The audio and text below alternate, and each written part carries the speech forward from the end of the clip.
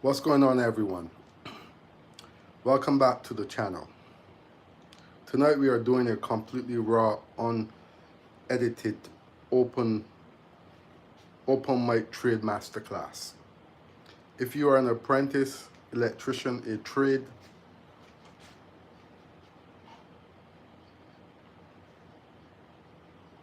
a trade school student, or a contractor out here wrestling with installation in Ontario, this stream is built specially for you.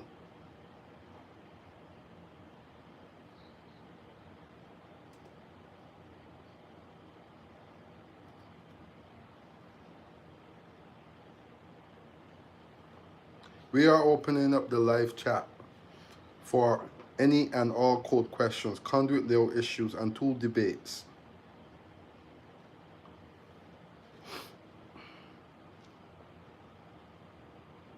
You want to throw at me. But before I start pulling questions from the chat box, I'm starting tonight by breaking down a massive inspection hazard. Why ground soil settling completely destroy vertical outdoor PVC runs and the exact OESC rules you need to know to prevent a callback. If you're trying to pass your walkthroughs and get your license faster, tap the subscribe button right now. Drop your location in the chat so I know who is in the room. And let's dive straight into the first code breakdown. So again, welcome back to the chat. Thank you guys all for tuning in to the live stream tonight. And again, as you guys enter, don't forget to like up the live stream. Double tap on the screen to like the live. It helps with the channel. So I'm just going to pin this here. Okay, so again, welcome back to the channel. Thank you guys all for tuning in. Again, so what we're going to be getting into right now is a massive violation that happens constantly, and a lot of us are not aware of it, and it's called underground PVC installation. So there's two types of PVC when it comes to conduit. There's actually two main types of PVC, and we have this one here that's called rigid PVC. This is for underground. So this is called rigid PVC conduit, and it's rated for 75 degrees Fahrenheit, 75 degrees FT4. So if you see here, it says 75 degrees, and it's called FT4. And as you can see, it has the SA also here. So again, this is used for above ground.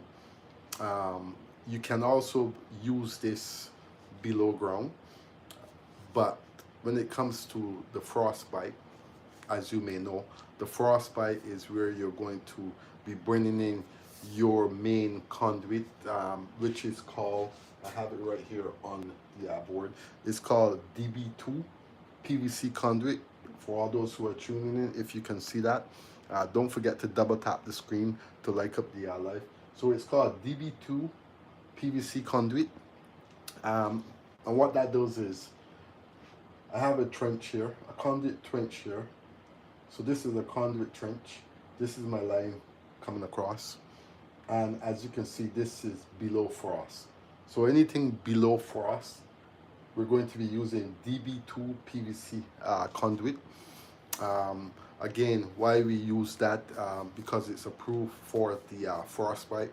As you all know, here in Ontario, Canada, especially where I'm located, we have lots of snow and so on.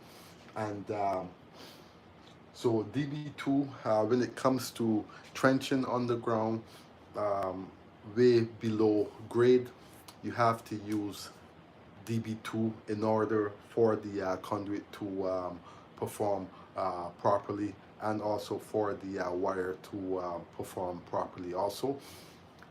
So What happens is if you were to install this conduit here below for us, and the inspector came around and saw this, obviously you need an inspection. The moment he sees this, you're basically going to fail your inspection. So again, this is rigid PVC. This is run above grade. You can run this above grade. You can run this underground also, but it depends on the depth that you're going to be going. And if you look at here, Ontario installation rules, and it simply says bury depth standard trench depth for PVC conduit under non-vehicle areas like a backyard lawn requires a minimum of 450 millimeters, 18 inches of earth cover above the pipe. If it passes under a driveway, it legally must be at least 600 millimeters, 24 inches deep. Um, so again, very important when you are running your PVC conduit. If you are below frost, and again for all those who are tuning in, when you say below frost, you're going to be using DB2 PVC conduit, and again it cannot be used above ground also. So this DB2, I'm going to go on this side here. So DB2 PVC conduit cannot be used above ground. It has to be used below ground. Um, and when I say below ground, again, below frost, must be used below frost.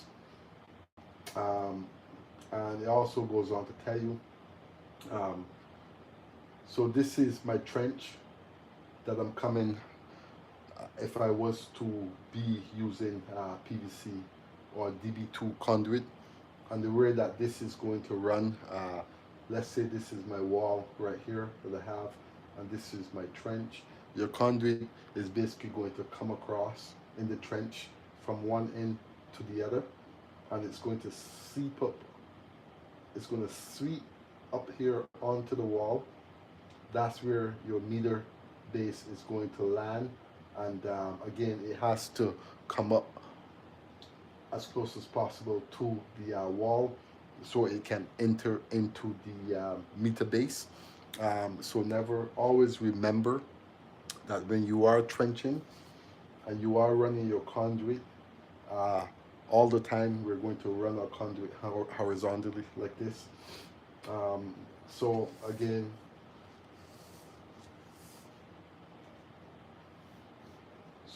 very, very, very important that when you are running your conduit, you want to make sure that you're also, like I said, when you're sweeping across here, you want to turn and go up, okay? And again, the way our PVC conduit is run, it's going to be run one way. It's going to come across like this, underground, horizontal runs is what we call them. And if you see it, it's right here. What it is, a thinner wall, highly cost effective, rigid PVC conduit designed specifically for underground horizontal runs. So again, again, this is designed for horizontal runs, and transition, like I said, when you're coming out from underground, from under your trench, and you're going to be turning up in this direction, what you're simply going to be doing is transitioning. You're going to be transitioning from below ground to above ground, and as you come up above ground, you're going to have to transition that pipe also that's coming from below frostbite. You're going to have to transition it to this type of PVC. Um, so you're going to transition it, um, and the pipe is going to, again, it's going to sweep upwards, close to the wall as possible. That way, once you put your meter base on, it's going to sit into the meter perfectly, and allows you to pass your inspection with flying colors. So again, transition where the trench end and the pipe sweeps upward.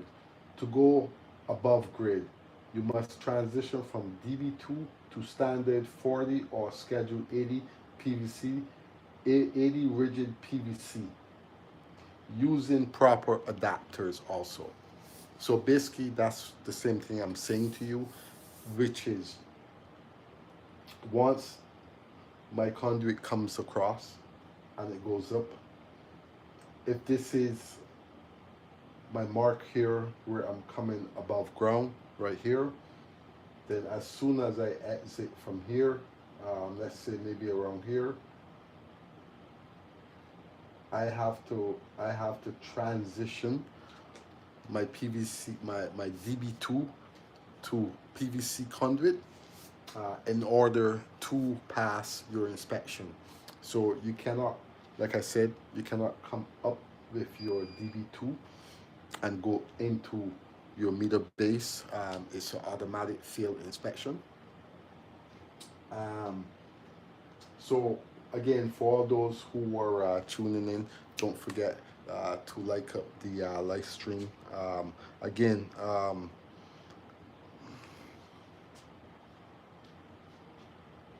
so again, let's look at the chat box. I want to see who we have in the room. Drop a 1 in the chat if your journeyman always makes you dig yard trenches by hand with a spade, or drop a 2 if your company actually rents a mini excavator to save your back. Let's see what the field reality looks like.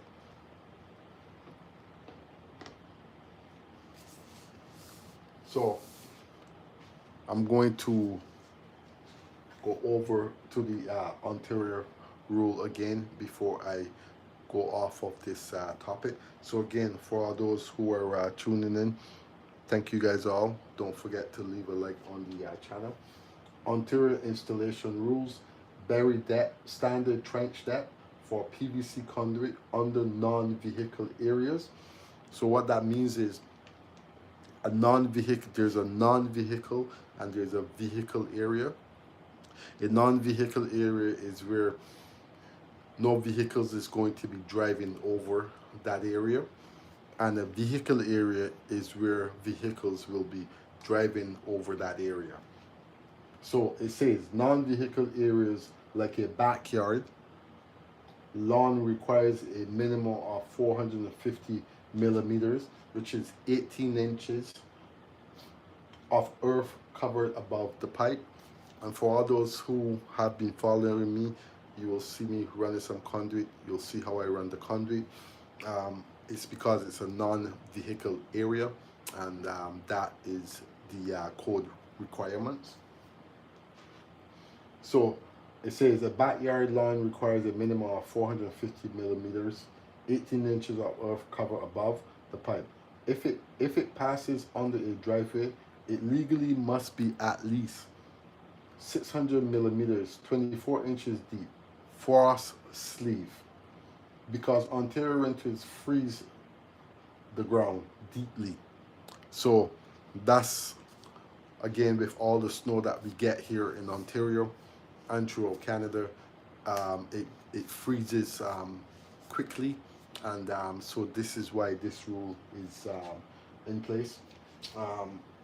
So frost sleeve, because Ontario winters freeze the ground deeply, OESC requires a frost sleeve expansion joint on the vertical riser where the conduit exits the ground.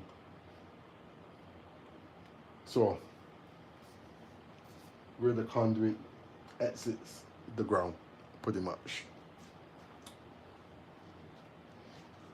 So again, welcome back to the channel. Thank you guys all for tuning in. So we're going to go on to the second part of tonight's live stream. That it was just the first part. So again, if you are tuning in here, drop a comment where you're tuning in from tonight.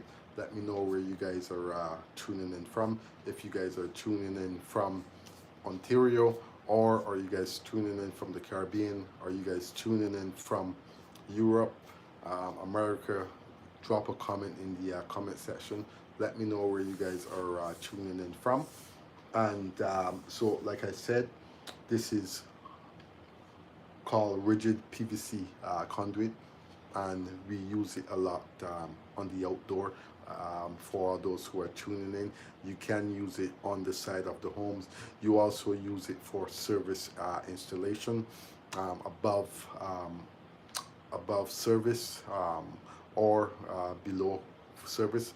But also you got to keep in mind, you still have that rule that if you are bringing in your main feeders, which we call DB2 PVC conduit, you have to transition over to regular PVC conduit. So again, if you don't transition over, you're going to have a field inspection on the spot. So always keep that in mind. So now we're going to go on to the second part of the live stream now. Um,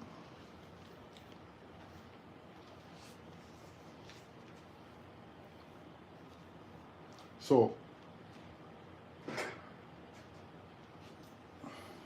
this is my EMT bender here, and this is my best friend when it comes to installing conduit. It becomes your best friend. The reason why it becomes your best friend is it can do a lot of amazing stuff once you figure out how to use it. And again, this is what we call a 3/4 EMT bender, and it's a Klein bender. Okay, I've used many different kind of benders throughout the years. I've seen many benders where after years of using them, this is simply bent the other way. Really funny to see, but I've seen them on many different job sites. So you have the 3/4 bender, and you also have your degrees: 10 degree, 22 degree, 22 and a half, 30, 45, 60. You also have it inside of here. If you're not aware of that and you are bending conduit and you want to double check if you are bending on the proper degree, you can simply look in here, and it will guide you also. Again, when it comes to the bender, also you do have the star point, and the star point we use a lot when we're doing back-to-back 90s. You have the arrow, which is right here, and the arrow is what you're simply going to be using when you're using your offsets and so on. So the arrow, what happens with the arrow here is if you have a mark and you're going to be installing, let's say, a simple offset. Let's say your offset is 4 inches. For starters, if you have an offset, maybe a box offset that's going to be 4 inches, you want to double at the second point of bend. So what I mean by the second point of bend, I will show you what I mean by the second point. So this will be my second point of bend right here. This would be my first bend. Normally when you're bending EMT conduit, your first bend is going to be a little bit shorter than the second bend, or sometimes, you know, some guys, depending on what you're going over, you're going to kind of make it almost the same. But again, when you do that, you don't have the length that you're going to require if you're going over large obstacles. So for that reason, when you are bending conduit, your first mark, let's say your first mark from here to here is 4 inches.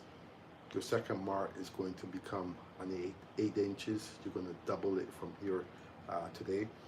And when you double your offset, what happens is, if you're going over duck and so on, the moment that you double your offset, and your offset becomes a lot bigger, you're able to clear obstacles with ease.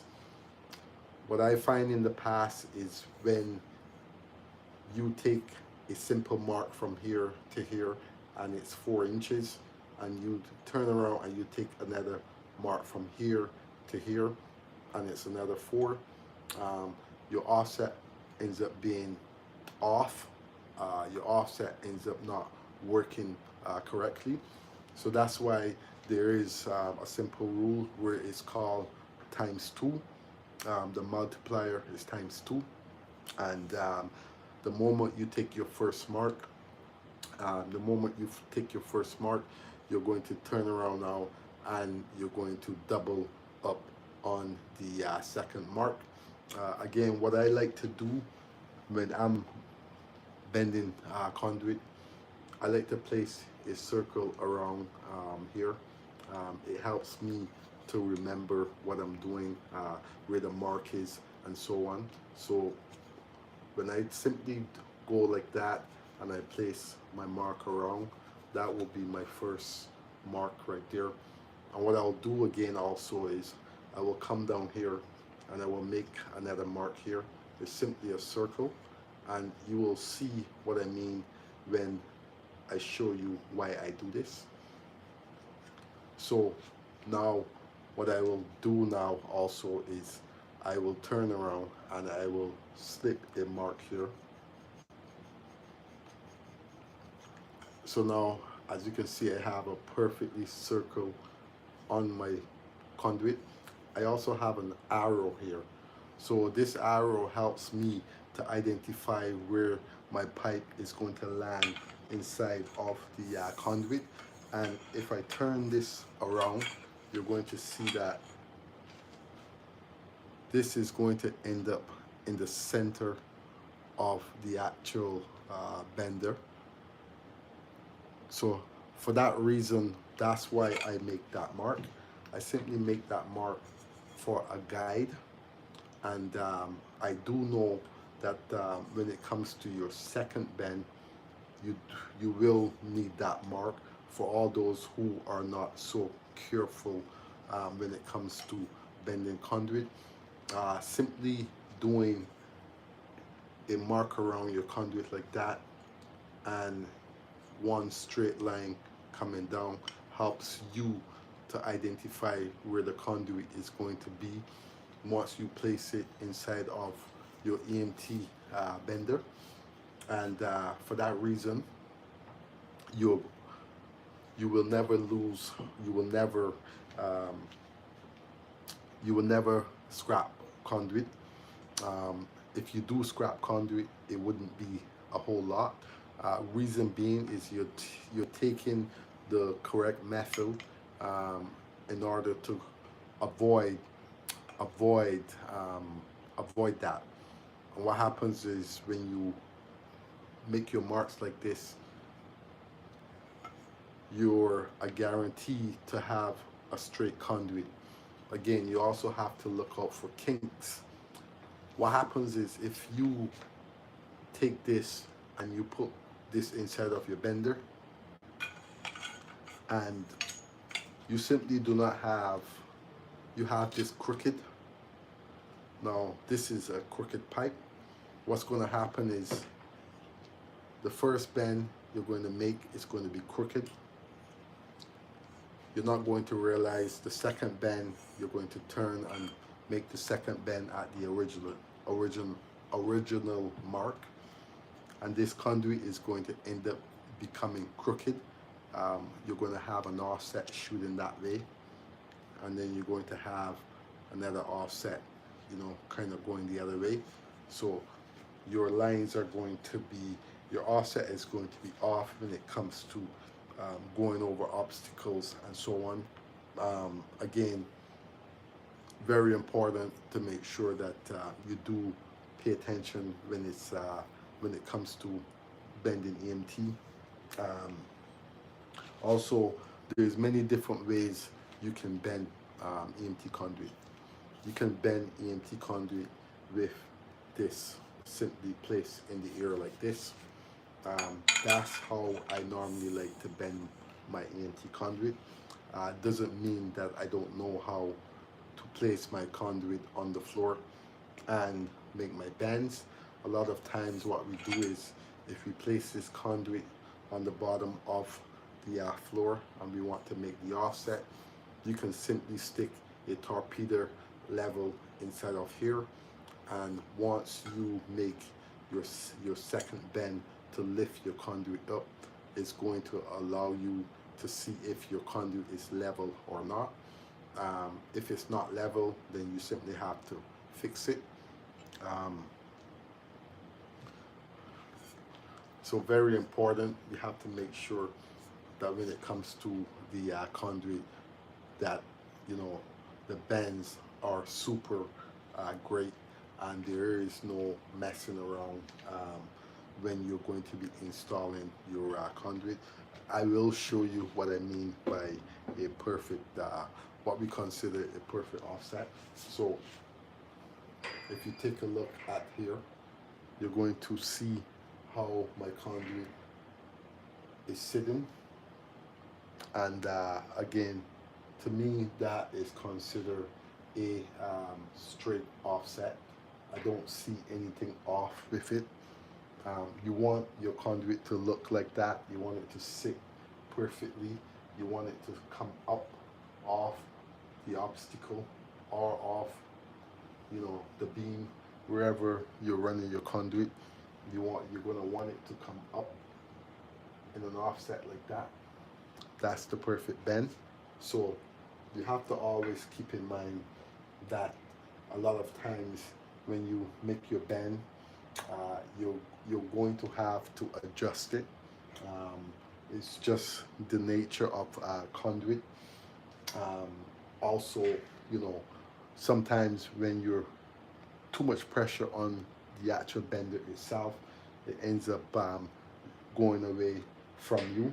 So that's why they say you're the one who's controlling the bender. You're the one who's in charge of the bender. What they simply mean is you're the one who's using your wrist in order to make your bends correctly. When you start to ply down too hard on the conduit, it's going to you're going to overbend the conduit. So that's why I say it's best if someone is starting out installing conduit. Scrap pipe doesn't mean that you cannot use it. Scrap pipe simply means that the company is not going to waste time to even take that pipe and straighten it out, which we can.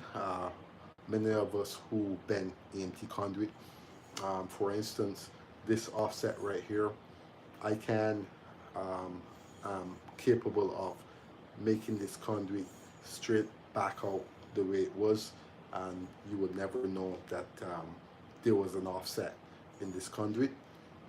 So that's just the nature of the game for guys who've been doing it for a long time. A lot of guys will know how to straighten out this conduit. Also, it depends on if the person played with the conduit while they was an apprentice. So very important. Scrap pipes doesn't mean that it's wasted. All it means is that it's going to the it's going back to the shop, and it's going to be thrown into the garbage. But it doesn't stop you from taking up a 3 foot conduit and practicing on the job. Practice makes perfect. You figure if you make about 5 bends a day, you become great with the bender. But obviously, also it also depends on how long you're going to be on the job and watching your journeyman install conduit. Um, you can learn while watching, but you want to also learn by taking up the bender and using it. When you take up the bender to use it, you get accustomed to the bender. So Again, these range from 1/2 inch, 3/4, 1 inch, inch and a half, sorry, inch and a quarter. You know, this is what these are the benders that we're going to be using on a daily basis. This is 3/4. Again, we have 1/2 inch, so 1/2 inch, 3/4, 1 inch, um, inch and a quarter, inch and a half. It goes up to, I don't believe there is a 2 inch bender. I might be wrong, but when it comes to bending 2 inch, we're going to be using the hydraulic bender, and that's where it gets a little bit rougher. Reason being is there are some benders that, you know, when it comes to hydraulics, they've been beat up for years, and when you try to make your first bend, if you don't know, or you don't realize, or you don't catch right away that the bender is kinking the conduit, you simply have to put leverage on that bender, the hydraulic bender, in order to avoid the kinks. So many different ways of getting around kinks and so on, getting around wasting conduit. You just have to be able to be placed with someone who has been bending conduit for a very long time. So again, before we jump off here, when it comes to installing conduit, you want to make sure that this is reamed. Again, it's not just about installing the conduit, it's about installing the conduit properly and correctly. If this here is not reamed out and you start to pull your cable, what's going to happen is your cable is going to nick on this edge part right here. And when your cable nicks on the edge part, scrapes into the conduit, it's sitting inside of the conduit live. Once you turn that on, you're probably going to hear a bang on the conduit. Also, you can liven up the conduit, so you want to make sure. That's why they say when you're pulling conduit, when you're running conduit and you're cutting conduit, you have to make sure that it's reamed out right here. Very important. If it's not reamed out, then once you start to pull the conduit, it's going to become an issue. So always make sure that inside of here is reamed out. Always make sure that you take the time to strap your conduits also. EMT conduit follow the code rules when it comes to strapping down your conduit, whether it be EMT or whether it be PVC. It all has to be strapped down no matter what. So following the code in order to strap your cables, your conduit down, is also very important. It will allow you to pass inspection. So again, for all those who are tuning in to the live stream, don't forget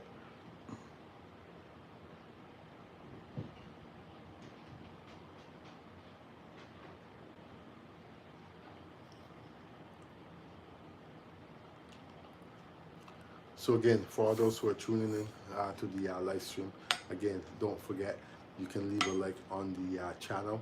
And yes, you can leave a like on the channel. And don't forget also, as you guys exit, if you guys, the next video that's going to pop up on the screen, don't forget to watch the next video that's going to appear on the screen ahead of me. Don't forget also, you can subscribe to his channel. Also, I dropped a new video on my main channel. The link is in the video, that the shorts that was dropped to there. You can head over to my main channel, Fabian Electrical Services Inc., and you can check out my new video that was dropped today. And I will catch you guys on the next live stream.